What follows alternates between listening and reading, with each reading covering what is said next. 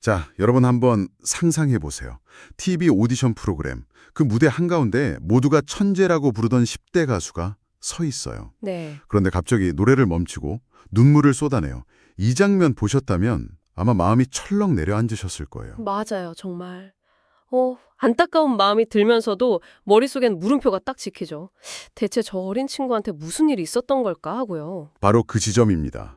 그래서 오늘은 여러분이 보내주신 자료, TV 프로그램 현역가왕 7회를 둘러싼 논란을 아주 깊게 파헤쳐 보려고 해요. 아, 그 논란이요. 네, 특히 최연소 참가자 비니의 서양의 무대 중단 사태, 그리고 그 무대 뒤에서 벌어진 일들에 한번 집중해 볼 텐데요. 오늘 저희의 미션은 이겁니다.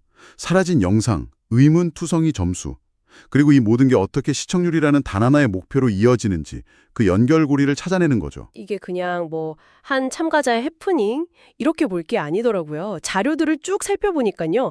이건 오디션 프로그래밍 화제성을 만들어내는 방식, 그 구조적인 문제를 들여다볼 수 있는 굉장히 중요한 사례예요. 자, 그럼 이 그림을 한번 맞춰보죠.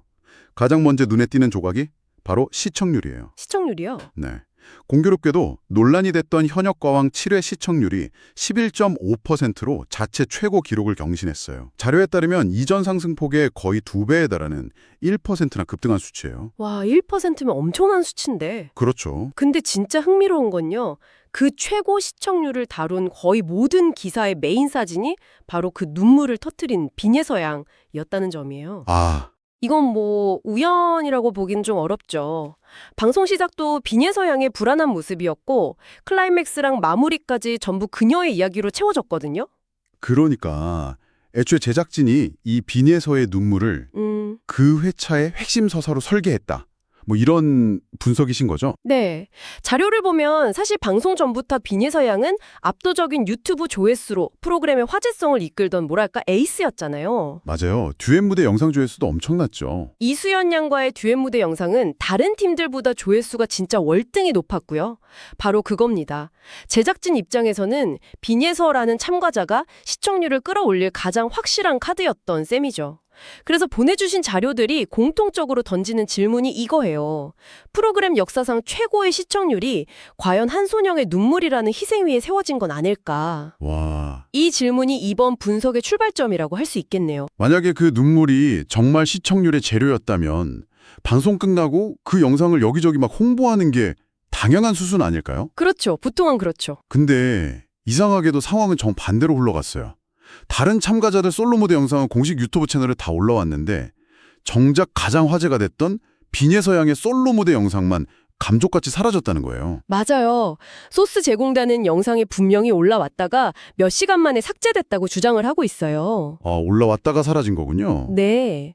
심지어 그 장면만 짧게 편집한 쇼츠 영상도 마찬가지였대요.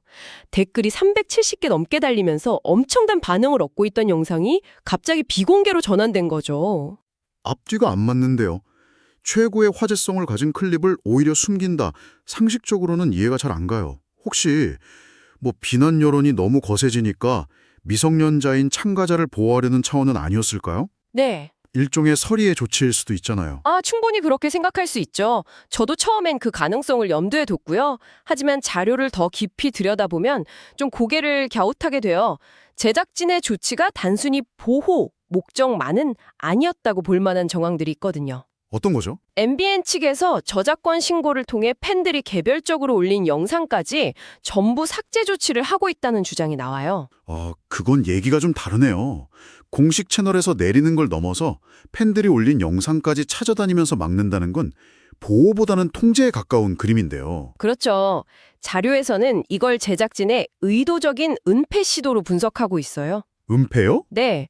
노래를 제대로 부르지 못한 참가자를 둘러싼 공정성 논란, 그리고 그런 상황을 연출한 제작진에 대한 비판 여론이 이게 걷잡을 수 없이 커지는 걸 막으려고 아예 증거 영상 자체를 온라인에서 지워버리려 했다는 거죠. 과거 다른 오디션 프로그램에서도 비슷한 논란이 터졌을 때 관련 영상을 슬그머니 비공개로 돌렸던 전례가 있었다는 점도 함께 지적하고 있고요. 결국 비판적인 여론이 형성될 만한 원본을 제거해서 논의 자체를 원천 차단하겠다 이런 전략일 수 있겠군요. 와, 정말 그렇다면 시청자의 알 권리를 침해하는 형태라는 비판을 피하기 어렵겠어요. 맞아요. 그렇게 영상은 사라졌지만 논란의 불씨는 다른 곳으로 옮겨 붙었어요. 어디로요? 바로 점수였죠. 네, 저도 이 부분이 가장 의아했어요. 노래를 중단하고 제대로 끝마치지 못했는데 450점 만점에 292점이라는 점수를 받았단 말이죠. 네. 시청자 게시판은 당연히 난리가 났고요. 상식에 어긋난다. 이게 어떻게 공정한 심사냐 이런 비판이 막 쏟아졌어요. 표면적으로만 보면 당연한 반응이에요. 그런데 보내주신 자료들은 이 292점이라는 점수를 좀 더 입체적으로 분석해야 한다고 말해요. 입체적으로요? 네, 두 가지 관점에서 질문을 던져볼 수 있거든요. 첫째, 그 점수가 정말로 높은 점수였을까 하는 질문이에요. 높은 점수가 아니었을 수도 있다고요? 네, 그날 무대에 함께 섰던 다른 가수들, 예를 들어 솔지 씨는 418점, 김태현 양은 424점을 받았어요. 빈예서 양의 점수는 이들에 비해 100점 이상 낮죠. 그리고 방송 시점엔 아직 13명의 무대가 더 남아있는 상황이었어요. 만약 이후에 등장한 참가자들의 최하점이 300점대에서 형성된다면 292점은 오히려 그날 경영의 최하점이 될 수도 있는 거예요. 그러니까 전체 참가자들의 점수 분포가 나오기 전까지는 292점이라는 숫자만 보고 섣불리 특혜라고 단정하긴 어렵다. 이런 분석이군요. 일종의 통계적 착시일 수 있다는 거네요. 그런 셈이죠. 근데 두 번째 관점은 훨씬 더 근본적인 문제를 제기해요. 어떤 거죠? 어쩌면 그 점수는 아무 의미 없는 숫자 아니었을까 하는 시각이에요. 점수 자체가 의미가 없었다고요? 그건 무슨 뜻이죠? 한마디로 어차피 빈예서는 탈락하지 않았을 것이라는 주장이에요. 소스는 제작진이 프로그램 최고의 화제성을 가진 빈예서라는 카드를 이 시점에서 버릴 가능성은 제로에 가까웠다고 분석해요. 시청률을 견인하는 핵심 인물을 스스로 내칠 리가 없다는 거죠. 그렇다면 그 292점이라는 점수의 역할은 대체 뭐였을까요? 바로 보여주기라는 거죠. 292점을 주든 192점을 주든 결과는 어차피 준결승 진출로 정해져 있었을 거라는 거예요.